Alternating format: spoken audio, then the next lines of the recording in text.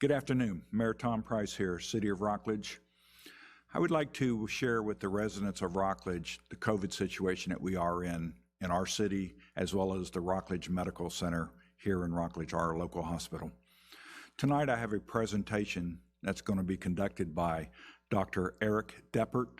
He's the Florida Market Chief Medical Officer for the Steward Health Care system here in Brevard County. He's going to give you a presentation and show you the amount of people that have been admitted to the Rockledge Regional Medical Center since January 1st, and a very surprising number also, or surprising percentage of the amount of people that have not been vaccinated that are being admitted into the hospital here in Rockledge. So what this presentation is going to show you here tonight is the vaccine that we have available to us is working, folks. I suggest you get the vaccine, no matter what your political problems are with the vaccine, or you don't trust this, you don't trust that. Believe me, folks, this vaccine might be something that will save your life or one of your family members' life. Anyway, I'm going to turn this presentation over to Dr. Eric Deppert from the Rockledge Regional Medical Center. Thank you very much. The nurses and physicians and ancillary staff at Rockledge and across the market, and I'm sure across the country, are committed to the care and improvement of human life. They're not going to run away. They're not going to run away. But your prayers, Pastor, are important. Thank you. Yes. So listen, just real briefly, I mean, you can see as I get a little older, I need my spectacles now, right? Forget that sign there. All of the hospitals across the county and across the state really are operating at maximum capacity or above. I have Rockledge to the south, Melbourne Regional, and then, of course, Sebastian in the deep south. And we're underwater. Last year, we used to take all of our COVID patients and move them to Rockledge. That was the COVID facilities, our orange facility. We wanted to cohort the patients at Rockledge so we could have the clinical expertise to take care of them in the best scenario, best situation, and mitigate the risk of occupational exposure. But of course, the best laid plans of mice and men this time around didn't work. And so we have significant volumes at each of the hospitals, including Rockledge, but Rockledge having the majority. We've opened up additional capacity across the hospitals, moving patients into units where they weren't before, so ICUs going to regular units with ventilators and more nurses. Maintaining protection, but we need to move, right? We've deferred non-urgent procedures. So every day and every week, I look at the operative schedule and ask the following question. If it's an elective procedure, can it wait? If it can't wait, it's going to go. If it's an elective procedure and it can go, does it use an inpatient bed? Is there an inpatient bed, stress on the system? We have to look at whether or not we need to reschedule those patients. Inpatient procedures, things that are life-threatening or limb-threatening, we definitely go ahead and do it. So each day we look at patients, and each week we do a 5-day look ahead. And that's across the entire county. All your hospitals are doing the same. Because you simply can't take the chance of having somebody come in for a surgery and then need an inpatient bed that you don't have. When you have an emergency room that has 15 people holding for a bed, critical care patients on ventilators still in the emergency room waiting for a bed. You wouldn't want to be that patient coming out of the OR and saying, where are you going to put me now? Right. It's not safe. But again, we have a team in place to make sure we're making those right decisions. So the problem with this phase of COVID is that all these patients are a lot younger than before. I can tell you when I was in Texas last year, where it was a horrible, horrible situation, one of the worst in the country, and people died. And it's never easy to see someone die, but it's easier when they're 85 years old and they've had a good life. It's not too easy when they're 20 and 30. Or you're pregnant and you're 33 weeks pregnant. Or you're an 8 to 10-year-old. So this is a nasty, nasty version of the disease. The next slide, please. Give you an idea of the volume. Well, there's the volume. You can see on the far left is July of last year, where the inpatient census of Rockledge was 50 to 55 patients. Come over to the right side, August 1st, we're pushing 70, 75. That's 70 or 75 with Melbourne and Sebastian still taking patients, holding censuses of 35 to 40 themselves. Remember, last year, that 60 to 65 was all of the county patients in our system. So it's a lot right now. Right now, there are probably about 400 to 520 inpatients across the county in your hospitals. Next slide, please. So this is what's important. John Fitzgerald Kennedy, who most of you know, besides the youngster, you may be learning about him in school now, right? Right? You know about him, right? So he said to the young graduates of Yale in 1963 at the commencement address, and I quote, "The greatest enemy of truth is very often not the lie, deliberate, dishonest, and deceitful, but the myth, persistent, persuasive, and unrealistic." And he challenged those youngsters to not hold true to the myths of their forebears. We need to follow evidence-based medicine. I'm begging people to follow evidence-based medicine. Begging them. And here's some of the numbers I want to share with you. In 2021, the COVID hospitalizations for our hospital, 94.9% are unvaccinated. Our ICU hospitalizations, 98.6 unvaccinated. The deaths, 96.2 unvaccinated. And that holds true across the board. Other serious risks? Yeah, there's always risks, right? There's always an acceptable risk-benefit ratio. I get it, right? Is it 100% effective? Nothing is. You drive down your car down the street, right? You drive in your car, you put your seatbelt on. Are seatbelts effective 100% of the time? No. But do we wear them? Yeah. Right? So it's kind of the seatbelt we have right now. It's taking us through this nasty time. It's probably the most safe or safest vaccine ever produced in the history of this country. Operation Warp Speed was amazing because it took the leverage of an entire world. Rather than saying, let me find 3,000 patients in our community to become in a trial, we had the whole world getting 3,000 patients. So you do it quick. It wasn't that they sped it up. They had more patients enrolled worldwide to be able to get to where they needed to go. We have a lot of people out there on the internet. I love the internet. We all love it, right? Google and things of that nature. But just because it's on the internet doesn't mean it's just true, right? Just because it's on Wikipedia doesn't mean it's true. Just because it's on YouTube or Twitter page, hashtag whatever, doesn't make it true.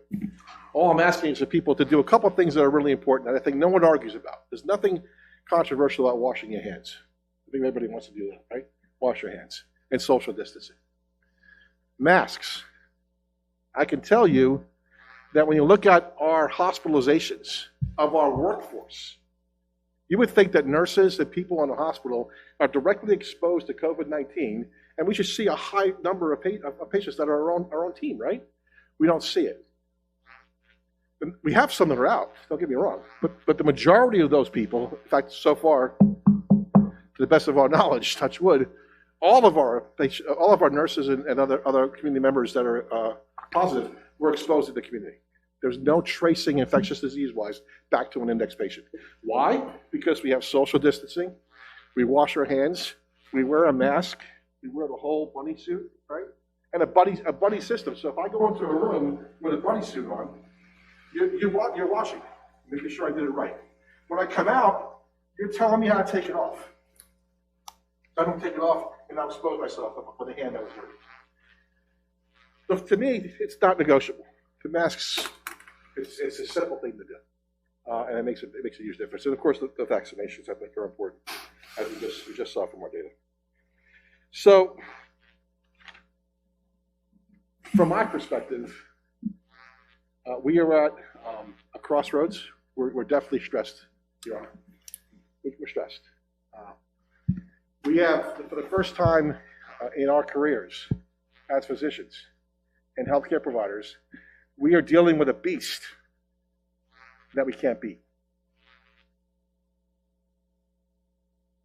Every one of you, when you come in the hospital, you expect to get better, right? That's what we do. We're America. You get better. Heart attack, cardiac cath, stent, go home. This one's ugly, and it's destroying the workforce across the country because people feel, for lack of a better word, they feel impotent. That no matter what they do, it doesn't make a difference. And it's harder this time around because people are younger.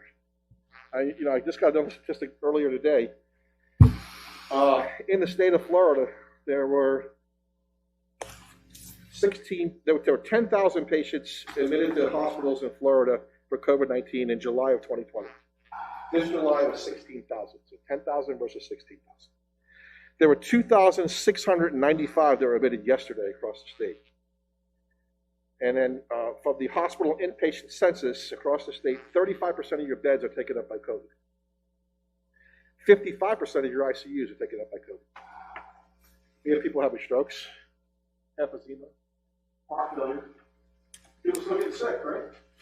Plus all the patients who delayed coming to the hospital with the first wave that are coming in sick. So we have the stress of COVID, but also the stress of COVID. But the most important one I'm going to give you, I think, I'll take some questions. Pediatrics across the state.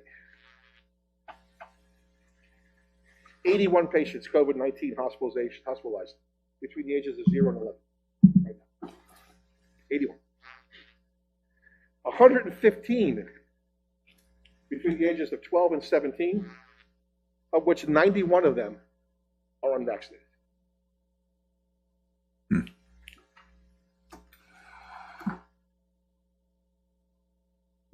I'll leave it at that. I'll take any questions. Anybody have any questions of the doctor? Thank you for the presentation and the information. Truly appreciate the work you're doing. We appreciate your support, and again, whatever you do, when you see people, please, when you see the workforce and colleagues, give them a hug. Make sure they're okay. I mean, we forget that as physicians and nurses and healthcare providers, and that's everyone. It's the person who's sweeping the floors, it's pharmacy. It's all part of the team. We can't do it without them, right?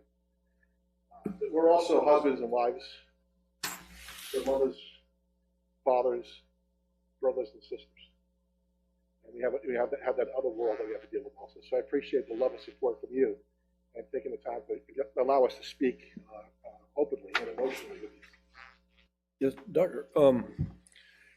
Been hearing a lot lately about COVID booster shots. Where are you guys on that? I mean, I know the information is still trickling in on it and guidance. I can give you a couple of things that are helpful, I think, here for you. So one is that there's definitely a emergency use authorization for COVID-19 booster shots that will come out probably September 20th. That'll allow those patients who are immunocompromised for sure to be vaccinated, and then soon to follow with a blanket probably across the country. We're seeing at 6 to 8 months there's a diminution in the antibodies. The problem is we don't know what that means. There hasn't been enough time to figure out if you decrease your antibodies from 100 to 80, is that okay? Is 60 okay? Is 50 okay? Maybe it's 55, maybe it's 75, I don't know. So, but we are seeing a spike, a recrudescence in terms of even in some vaccinated patients 6 to 8 months out. Small, but it's there. And so the numbers are beginning to point towards that. The other thing is that Governor DeSantis, thank him for his support with the whole Regeneron. Regeneron is the monoclonal antibody cocktail that you saw President Trump receive, and you probably heard about that. Really helpful for patients early on who have symptoms who are not so sick enough to be in the hospital. Once you're hypoxic with a low oxygen level and you're getting clinically bad disease, it's too late. It doesn't make a difference. So for patients who are early on who have a positive antibody test, have symptoms, or have significant exposure and are at risk for a progression, Regeneron really is a game changer. And so with the governor's help, we can get up to 350 doses a day, if I remember correctly, administered through the clinic. The calls I've gotten from residents are concerned about if they had a health issue, not COVID, but had a health issue going to the ER. Would you recommend them not even going to the ER? I wanted to make the public and yourself, Mr. Mayor, totally clear and comfortable that we are open for business. We take care of people. I don't want someone saying, I have chest pain, maybe I shouldn't go because of COVID. Right. We have the processes in place, the infection control, risk mitigation strategies in place, so that if you come into the hospital, we are confident that you will not be exposed, or at least we've done our best to mitigate that risk. So I do not want people staying away. I don't want them coming to the emergency room just because they twisted their ankle necessarily, or they, I think maybe I should go. But it's hard, right? Because, how does a patient make that decision? As a physician for over 30 years now, I can tell you, I wanted my patients to call me and talk to me because they don't know, right? Chest pain could be a heart attack. Mm-hmm. Chest pain could be someone's interpretation of reflux disease. So I ate pizza and I had some chest pain. Well, maybe that's reflux disease. On the other hand, reflux disease could be a symptom of coronary disease on the inferior wall, bottom side of the heart. So they really should have the first evaluation with their primary care physician. Okay. Have you seen the admissions slowing down at all?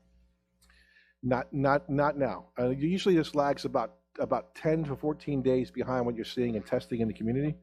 So we're seeing about what we call a rule of 16. We're seeing about 16 more admissions for each 1,000 increase in the positivity rate.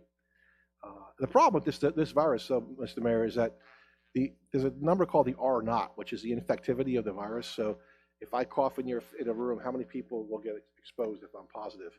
Last time around, that was about a 1.3. So for every time I coughed in a room, I would infect probably 1.3 patients. This time around, it's anywhere between 5 and 9. Wow. Which Very is contagious. much more contagious. It's similar to what we call varicella or chickenpox. That's how contagious this thing is. Hmm. So again, that's why I really want to harp on hand washing, social distancing, wearing a mask, things of that nature. But you're seeing the vaccines that we have available to us now are working against this variant. Correct. They appear to be based upon those numbers, sir. Right. Yes. Okay. Thank you. Great. That's good information. Thank you very much. Thank you. Dr. Thank Deppert. you. We appreciate you coming out. Very helpful. Any questions, Mr. Mayor? Thank you. Thank you.